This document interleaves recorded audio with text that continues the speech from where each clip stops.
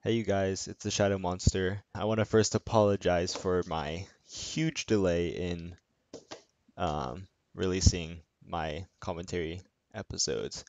I don't really have an excuse since it's been a while, but I did have spring break, and that was a week long, and I just didn't really want to do much of anything. I went to Florida actually with my brother and my best friend, and we just hung out and we played soccer, tennis, went to the beach, um, went fishing, met up with some girls, ain't nothing to it. But spring break happened, so I didn't have much time during that time to play Combat Arms or record anything. And then after that, we got back and I had to catch up with all this schoolwork since I procrastinated the spring break work. And then now it's getting into the AP testing season slash finals slash end of course tests. I don't know if other states have that, but Georgia has some weird thing where certain classes you have to take this end of course test and you have to get a 70 or higher or you can't graduate. I don't know, it's pretty stupid. And I'm rambling. Back to the point, I will try to be more on it once I graduate because I'll have more time and I won't have to be doing all this schoolwork and catching up with stuff. I actually graduate May 24th, so following that, you guys should start to see a pickup in my series. I also find it kind of hard to record these because I've tried multiple programs like Fraps, CA Recorder, DxStory, and none of them seem to be like extremely optimal for my computer. It's not that great. It's actually just a Acer laptop, not a gaming soft or like gaming computer of any kind, but it works.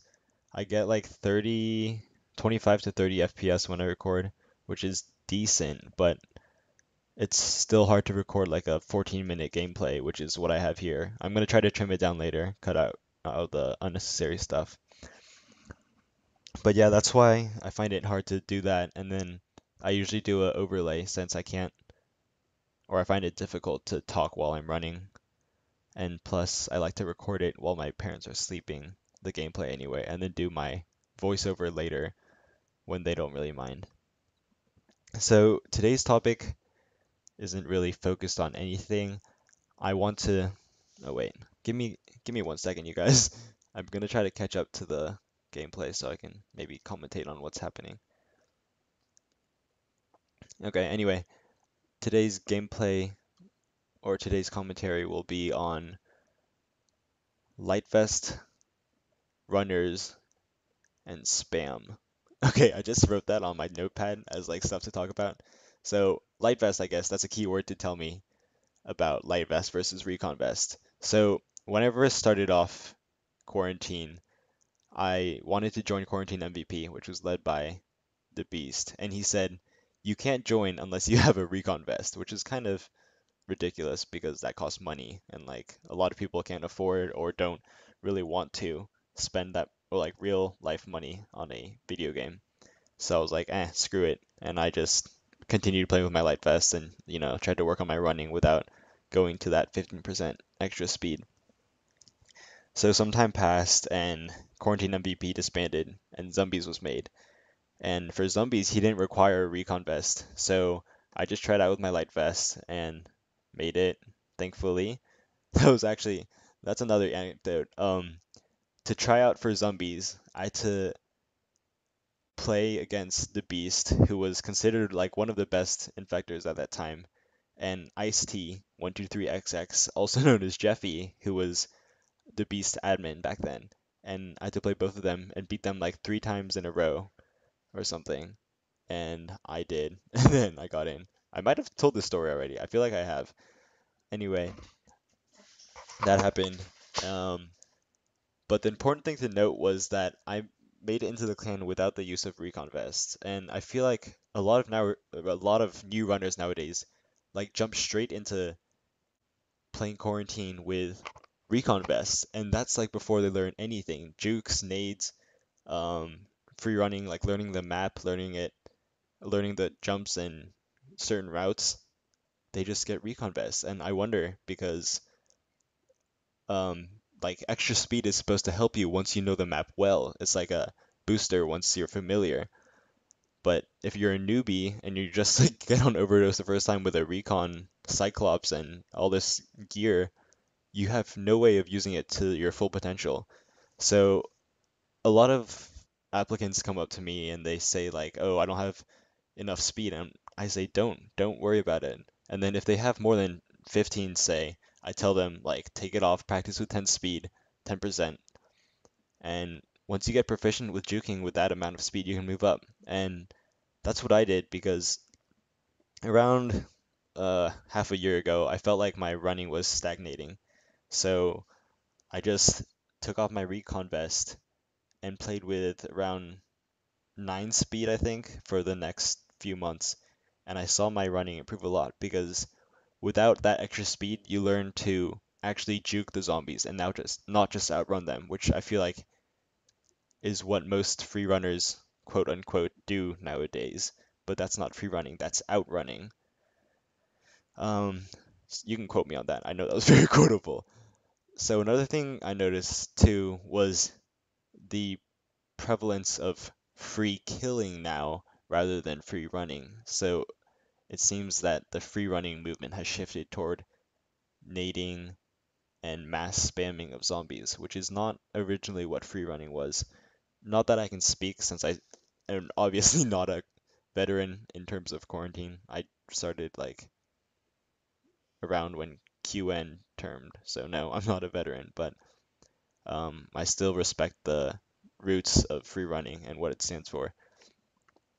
Um, so what I'm trying to say is that people shouldn't focus as much on carrying massive amounts of explosives, like two or three launchers. Cough, Justin. Just kidding, bro.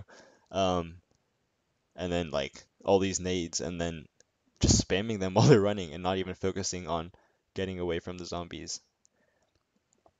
So I noticed myself doing this too because I had like, 3 slot backpack with HENL, HE nade, frag pack, mines, etc. RPG, and I was like, wait, I'm actually not doing any free running. I'm just like, oh, I gotta slay this zombie. Um, use my grenades, pin, spam away, and I saw that I wasn't focusing on what quarantine really is, or at least in my opinion. So, hold on, I might have some. No, I don't think I get anything here. Can I say hi? Um, Blob is here to say hi. What's up, guys? It's Blob here. Hello. Yeah. Oh, wait, I just missed that. Did I kill myself? Whatever. Anyway, I was saying that I wanted to change, so I decided to pretty much play with one grenade for a month. I think I did it for at least a month. It might have been 1 month and a half. Anyway, I just played with one grenade and, the regular speed, like 15% or so. And then I just focused like directly on running, and then I just value my nade. Like I learned how to cherish not each one since I only had one, but just that single HE nade. And I discovered that I was able to get pretty much the same amount of kills as my usual setup, which was like 5 more nades plus a RPG. And I noticed that my free running also improved. And I think, I don't know, I just think that's a great way to like practice and improve, especially if you feel like you're not going anywhere or, advancing in your skills. So definitely try using lower speed, 0%, that gets you somewhere really fast. And then, of course, using one nade so that you learn how to value it. And then after a month and a half, I went back and now, ooh, that nade. I went back to my full normal gear-ish, and I'm getting like huge amounts of kills because I was used to using only one nade and getting like, 4 or 5 slays, which was like average. And now I'm getting back in the tens. I know this is not a lot for like Justin and Reese who get a bunch of slays every game, but it's an improvement for me, and I definitely appreciate the practice and help that it gave me. And what else? Okay, I mean, my last topic is just spam. Like, it's kind of unnecessary now. I feel like one of the biggest things is just KDR vision. If you have KDR vision, please use it and please don't spam or like realize that RPG does not do 150 damage. Period. It never does that. So if someone has full health, don't fire an RPG at them. That makes zero sense. Wait until they're somewhat lit and then you can take them out with one shot.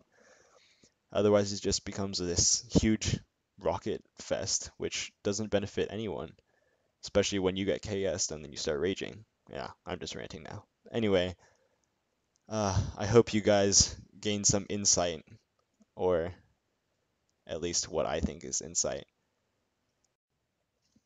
Well, thanks you guys for watching, and please remember to rate, comment, and subscribe. I decided not to show the last few rounds because I just kind of die, or not die. There's just nothing good to see. See y'all.